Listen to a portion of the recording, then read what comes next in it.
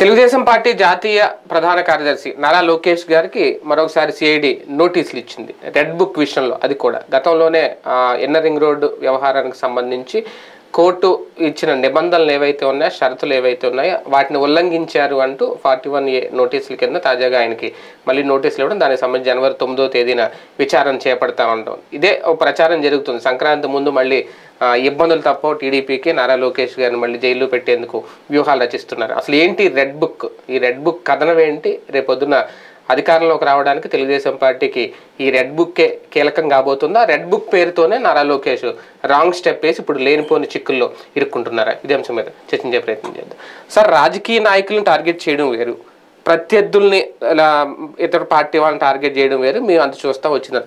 అధికారులను టార్గెట్ చేయడం ఏంటి? అధికారుల పేర్లు బుక్లో రాసుకుంటారని చెప్పడం ఏంటి? ఇప్పుడు అదే మొదటికే మోసానికి వచ్చిందా ఏంటి? అసలు ఈ రెడ్ బుక్ వెనక కారణం, ఆంతర్యం? ఆయన అధికారులు అని చెప్పలా, తెలుగుదేశం పార్టీని ఇబ్బంది పెట్టిన ప్రతి ఒక్కళ్ళని అంటారు. ప్రతి ఒక్క ముందు అన్నమయ్య జిల్లాలో, అదే చిత్తూరులో అప్పుడు పెట్టినప్పుడు ఎవరైతే అడ్డుకుంటున్నారో, ఎవరైతే మీ అందరి పేర్లు కూడా ఇందులో రాసుకున్నారని చెప్పి పోలీసులను డైరెక్ట్ గా బెదిరించారు ఆయన. అప్పటి నుంచి కదా అసలు కదా మొదలైంది. దేశాన్ని నడవనీయకుండా చట్ట విరుద్ధంగా ప్రవర్తించిన వాళ్ళ మీద అంటారు. చట్టం అనేటువంటిది ప్రభుత్వానికి చుట్టం అనేది ఆయనకి తెలుసు.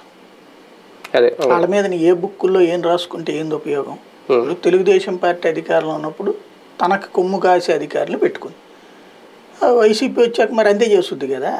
అంతేగాని తెలుగుదేశం కొమ్ము కాసే అధికారులు మాకు కూడా పనిచేసి పెట్టండి సార్, ప్లీజ్ సార్, మీ లేబర్ దిక్కులేదు అంటుందా? అధికార యంత్రాంగం వర్టికల్ గా డివైడ్ అయిపోతే ప్రాంతీయ పార్టీల హయాం. జాతీయ పార్టీలు ప్రాంతీయ పార్టీలు ఉన్నప్పుడు కొంత నిజాయితీ ఉంది. ఒకప్పుడు చంద్రబాబులో ఆ దరిద్రపు అలవాట్లేదు. చంద్రబాబు మీరు ఒకసారి చూసుకుంటే చంద్రబాబు బిఫోర్ 2004 పరిపాలన అంతా కూడా అధికారుల పాలనే. ఐఏఎస్లు ఐపీఎస్లు పవర్ఫుల్ వాళ్ళు ఉంటుండేవాళ్ళు. ఒక సురేంద్రబాబు, ఒక ఏబి వెంకటేశ్వరరావు, ఒక డిటి నాయక్, ఒక సుదీప్ లక్టకియా, ఒక పిఎస్ఐ ఆంజనేయులు, ఇట్లాగా అనేక మంది ఎందుకని సక్సెస్ అయ్యారు అంటే వాళ్ళకి పూర్తి స్వేచ్ఛ ఇచ్చేవాళ్ళు. ఈవెన్ తెలుగుదేశం వాడు తప్పు చేసినా బొక్కలో దేమని చెప్పేవాళ్ళు. కాబట్టి ఆ రోజున చంద్రబాబుకి విపరీతమైన వాల్యూ. ఆ తర్వాత అందువలన ఆఫీసర్లకు కూడా విపరీతమైన రెస్పెక్ట్ ఉండేది. మీరు ఒకసారి గుర్తు తెచ్చుకోండి, ఐఏఎస్లు ఐపీఎస్ల పేర్లు కింగ్. ఇప్పుడు ప్రవీణ్ ప్రకాష్ పేరు అప్పుడే కదా బాగా వెలుగులోకి వచ్చింది, ఎవరిని లెక్క చేయకుండా చేస్తాడు అనేటువంటిది. అట్లాగా అధికారులు ఇదేంది. కానీ ఆయన 2004లో ఓడిపోయాక తెలుగుదేశంలో ఉన్నటువంటి వాళ్ళందరూ కలిసి ఆయన మీద తెచ్చిన ప్రెషర్ ఏంటంటే, మీరు అట్లా చేయబట్టి అధికారుల పాలన నడిచింది, మమ్మల్ని ఎవడో పట్టించుకోలేదు, మేం చెప్తే కూడా ఓ రోడ్డు క్లియర్ ఆపడము, లేకపోతే ఒక అక్రమ నిర్మాణాల పేరుతో ఇబ్బంది పెట్టడము ఆగలేదు. చివరికి అధికారులు మీకు అంతా బాగుంది అనుకున్నారు. మీరు ఆ రోడ్డు వేసిన తర్వాత ఆ జనమే మనకు ఓటుకి నెక్స్ట్ వేశారు.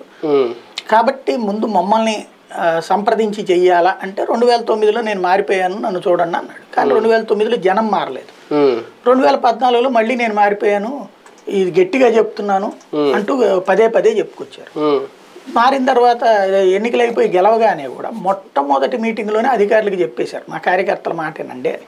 ఒకసారి గుర్తుకు తెచ్చుకోండి, కలెక్టర్ల మీటింగ్ అది పెట్టినప్పుడు. అంతకు ముందు అయితే నిజాయితీగా ఉండండి, ఎవరికి లొంగొద్దు ఇట్లా మాట్లాడే చంద్రబాబు నాయుడు స్వరం మార్చి కార్యకర్తలు నాయకులు వాళ్ళ అభిప్రాయాలను గౌరవించడం అలవాటు చేసుకోండి అని చెప్పాడు. దెన్ విచ్చలవిడి రాజ్యం నడిచింది. అంటే జన్మభూమి కమిటీలను ప్రాధాన్యత ఇమ్మన్నారు, గౌరవించారు. జన్మభూమి కమిటీలు ఆ తర్వాత రోజుల్లో వేశారు, ఫస్ట్ లేదు కదా. ఫస్ట్ అంతా మా నాయకులు కార్యకర్తలు చూడండి అని చెప్పారు. ఆ తర్వాత రోజుల్లో నాయకులు కార్యకర్తలకి నాయకులు వరకు లబ్ధి పొందుతున్నారు కానీ కార్యకర్తకి ఏం లబ్ధి జరగట్లేదు. జన్మభూమి కమిటీలు వేసుకొచ్చారు. మద్యం ఇవన్నీ పైనోడు తినేస్తున్నాడు, ఎమ్మెల్యేలు ఎంపీలు ఆ రేంజ్ లో వెళ్ళిపోతుంది. కిందోడికి ఏం అందట్లేదు కాబట్టి ఆ నాయకుడికి అనుచరులుగా ఉన్నటువంటి వాళ్ళకి బెల్ట్ షాపు, ఇసుక తవ్వకాల వారం నడుస్తున్నది కాంట్రాక్ట్ కాబట్టి ఇంకా తినడానికి ఏదన్నా ఛాన్స్ ఏంటంటే సంక్షేమ పథకాలు ఇచ్చే చోటన. ఇప్పుడు మన కార్యకర్త అయితే గనక ఆయన అనుకుంది డబ్బులు తినమనివ్వాల.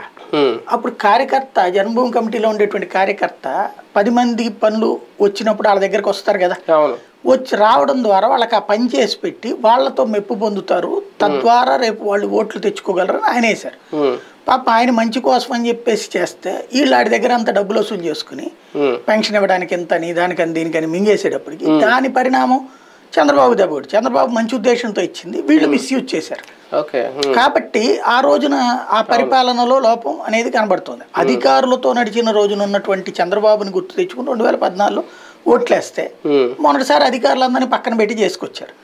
దాని పర్యవసానం ఆయన ఫేస్ చేశారు. ఇప్పుడు అధికార యంత్రాంగం జగన్ మాట వింటున్నారు. ఇప్పుడు ఇందులో ఏంటంటే ఒకటి అతి ప్రచారం చేసుకున్నారు తప్పించి ఏదో ఆగిపోతుంది అనేటువంటి. ఇప్పుడు సభ ఉంది, జగన్మోహన్ రెడ్డి సభ అంటే ఇవాళ ముఖ్యమంత్రిగా ఉన్నాడు కాబట్టి ఎక్కడైనా మాట్లాడచ్చు. ప్రతిపక్షంలో ఉన్నప్పుడు పర్మిషన్ లేకుండా మాట్లాడినిచ్చావా? ఎయిర్పోర్ట్లో ఆపేసి ఎట్టానికి పంపించావు? లేకపోతే కనుక నిరాధ్యక్షలు చేసినప్పుడు ఏమన్నా వదిలేసావా? లేదు కదా. ధర్నాలు ఏమన్నా ఆపేసావా? ఇది జరగనిచ్చావా? లేదు కదా. ప్రతిపక్షంలో ఉన్నప్పుడు నువ్వైనా అంతే చేస్తావు. వాస్తవంగా అయితే గనక ఓ ధర్నా చౌక్ పెట్టి అక్కడ చేయాలనుకున్నారు, అక్కడ వరకు చేయనిస్తే సరిపోతుంది కదా. లేదు కదా. అట్లాంటి గొడవలు నడిచినాయి. ఇప్పుడు ఏమవుతుంది, వీళ్ళని అట్లాగే ఆపుతున్నారు కాబట్టి అధికారులు బెదరేయడానికి. అంటే ఏమైపోయిందంటే అధికార యంత్రాంగం మన మాట వింటలేదు, లేకపోతే కనీస గౌరవం కూడా ఇవ్వట్లేదు అన్నటువంటి చంద్రబాబుకి కానీ లోకేష్కి కానీ ఉన్న ఫీడ్బ్యాక్. అందుకోసం వాళ్ళని బెదిరించవచ్చు, అంటే మేమే అధికారంలోకి వస్తున్నామన్న సంకేతం ఇస్తాం. రెండవది లోకేష్ కూడా బెదిరిస్తాడు, ప్లస్ సంగతి తేలుస్తానంటాడు అన్నప్పుడు ఎందుకు వచ్చిన గొడవని భయపడి కాస్త గౌరవంగా ఉంటారు అన్నటువంటి ఉద్దేశంతో ప్రయత్నించారు ఆయన. అయితే అది అనుకోని దెబ్బ ఈ కోర్టులోకి వెళ్ళటం. అదే కదా అనుకోని దెబ్బది. అంటే అధికారులు బలవుతున్నారా పార్టీల మధ్య? ఎందుకంటే అప్పుడు ఎయిర్పోర్ట్ లో జగన్మోహన్ రెడ్డి గారు కూడా వార్నింగ్ ఇచ్చారు. ఆయన అంటే రెడ్ బుక్ ఇవన్నీ అనలేదు కానీ నేనే కాబోయే సీఎం, నేను వచ్చిన తర్వాత మీ అంత చూస్తాను, ఇలాంటి మాటలు ఆయన కూడా మాట్లాడారు అప్పట్లో ఎయిర్పోర్ట్ లో. అయితే ఇన్ని రోజులు అధికారంలో ఉండి వీళ్ళ ప్రతిపక్షంలో ఉండడం వల్ల ఇటువంటి వీళ్ళు తట్టుకోలేకపోతున్నారా లోకేష్ గానీ బాబు గారు కానీ? అధికార యంత్రాంగంలో 3 రకాలు ఉంటారండి. ఒకళ్ళు ఏ పోస్ట్ వస్తే నాకేంటి తొక్క, నా జీతం నాకు, నా పని నేను చేసుకుపోతాను, హానెస్టీగా ఉంటారు. వాళ్ళు లూప్ లైన్లో ఉంటారు. ఏ CCRB పోస్టులు నేను, లేకపోతే అదేది ట్రైనింగ్, పోలీసు ట్రైనింగ్ సెంటర్, ఇట్లాంటి పోస్టులకి వెళ్ళిపోతారు.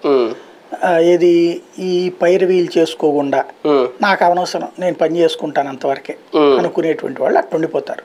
ఇది ఎక్కువగా హానెస్ట్ బ్యాచ్. ఓ రకంగా చెప్పాలంటే పనిష్మెంట్ పోస్టులు లెక్కని వాళ్ళ భాషలో చెప్పుకోవాలి.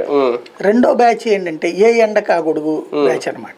వీళ్ళు ఎవరు అధికారంలో ఉంటే వాళ్ళతో అందులో ఉన్నటువంటి నాయకులతో ర్యాపో మెయింటైన్ చేసి ఇప్పుడు వైసీపీ అధికారంలో ఉంది, అక్కడ ఉన్నటువంటి ఎమ్మెల్యేతోనో మంత్రులతోనో ఏ సజ్జలతోనో లేకపోతే ఏ విజయసాయిరెడ్డితోనో వైవి సుబ్బారెడ్డితోనో వీళ్ళకి ఏమన్నా మాట్లాడతా మధ్యలో సారాన్ని కనబడతా నమస్కారం పెడతా చేసుకుని వీళ్ళకి కావాల్సిన పోస్ట్ వేయించుకుని రేపు పొద్దున్న తెలుగుదేశం వచ్చింది అనుకోండి, మీరు ఎవరు మాట చెప్తే ఆ మాట వింటామయ్యా.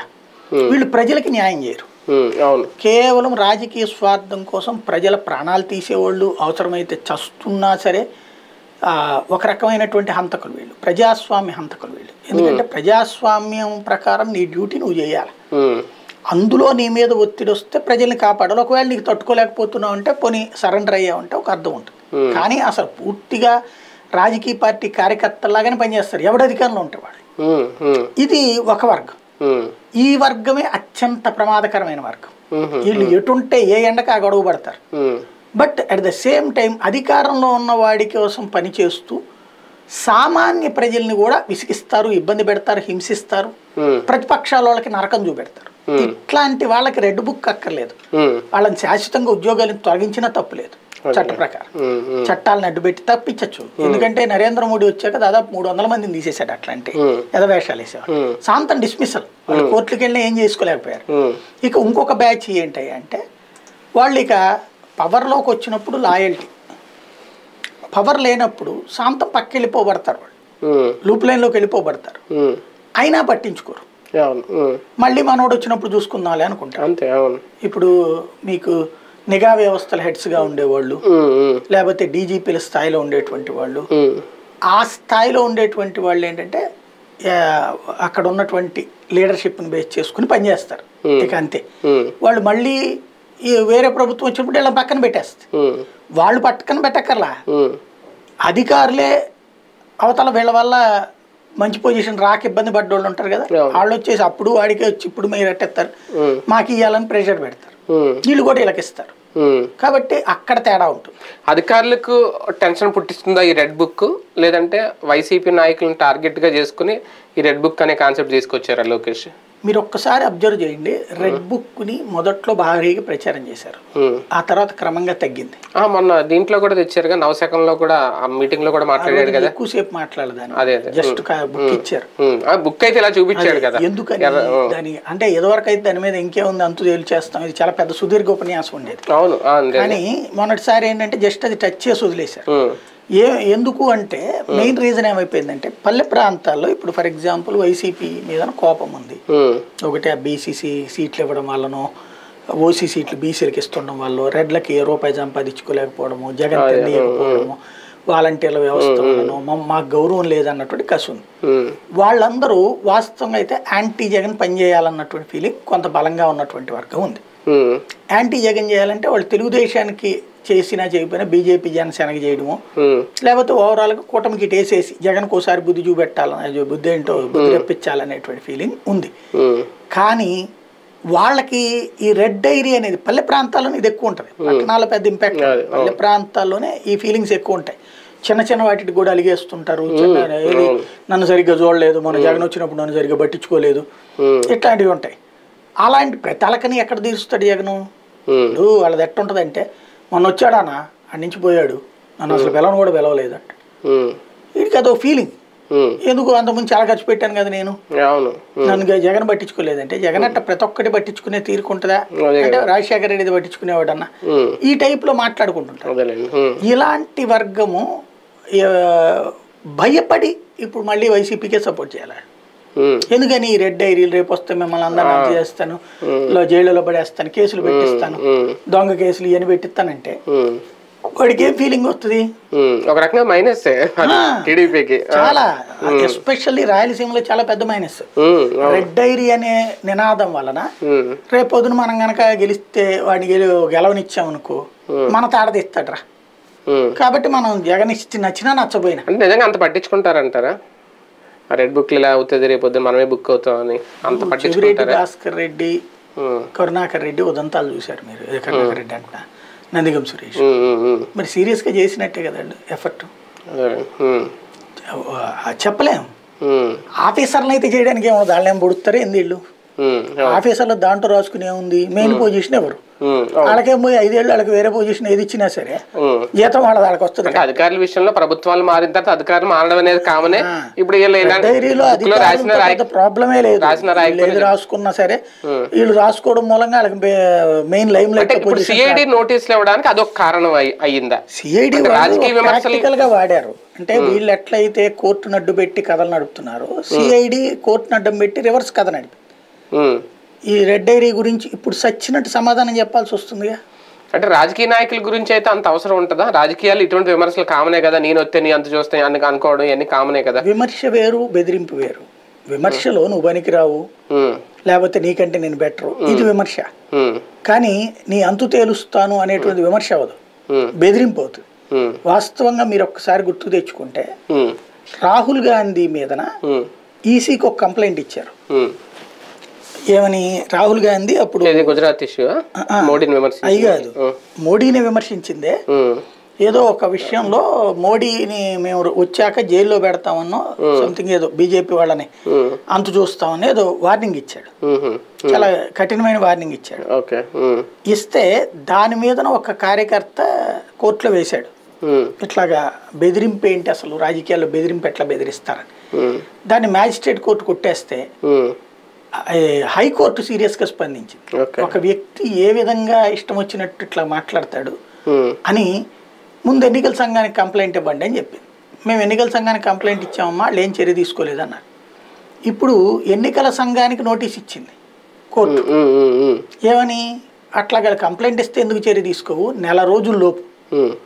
రాహుల్ గాంధీ ఏమన్నాడు, దానికి ఏం చర్య తీసుకున్నావు నువ్వు, మొత్తం నా ముందు రిపోర్ట్ పెట్టింది, ఎందుకు యాక్షన్ తీసుకోలేదో చెప్పు, చట్ట ప్రకారం ఎందుకు అరెస్ట్ చేయలేదో చెప్పు అని నోటీస్ ఇచ్చింది. ఓకే. హైకోర్టు. అంటే రాజకీయాల్లో ఒకటి వైసీపీ వాళ్ళకు ఒక మంచి లీగల్ టీం లేదు.